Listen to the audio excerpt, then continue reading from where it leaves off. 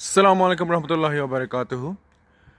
আমাদের একজন মুরব্বী আছেন, অলিয়াহাদ চাচা। উনি ন্যাশনাল ডেমোক্রেটিক পার্টি না কি করেন, আগে বিএনপি করতেন। তো উনি বললেন যে আওয়ামী লীগ এবং জামাতে ইসলামের মধ্যে নাকি কোনো পার্থক্য নেই। জামাতে ইসলাম 71 সালে পাকিস্তানের পক্ষে ছিল এবং আওয়ামী লীগ 2024 সালে জনতার বিপক্ষে চলে যায়। তো আমি অলি আহমদ চাচাকে বলবো, জামাত আর আওয়ামী লীগ না, আমরা মনে করি বিএনপি এবং আওয়ামী লীগের মধ্যে কোনো পার্থক্য নেই।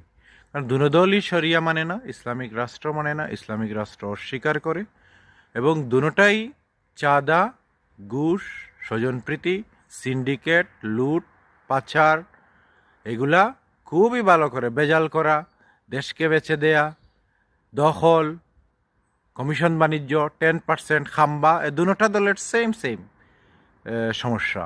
এবং দুটোতেই ভারতকে তোষামত করে এবং ক্ষমতায় থাকতে চায়, আসন বাণিজ্য করে এবং তারা রাজনীতিকে মনে করে টাকা বানানোর একটি হাতিয়ার।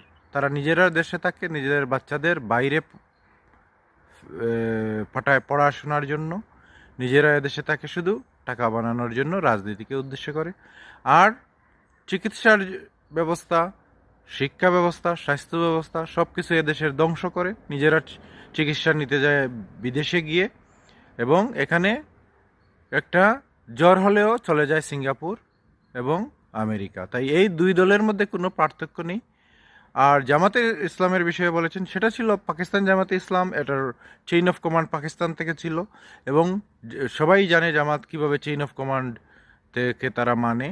তো সেটা 71-এর বিষয় তুলে এটা লাভ নেই। এখানে হচ্ছে বাংলাদেশ জামাত ইসলাম, বাংলাদেশ জামাতে ইসলামের rule regulation chain of command সব বাংলাদেশের প্রতি এবং বাংলাদেশকে ভালোবেসে বর্তমানে সবচেয়ে দেশপ্রেমিক দল জামাতে ইসলাম, আর বাকি চুর লুটেরা এগুলা হচ্ছে অন্য দলগুলো। ধন্যবাদ।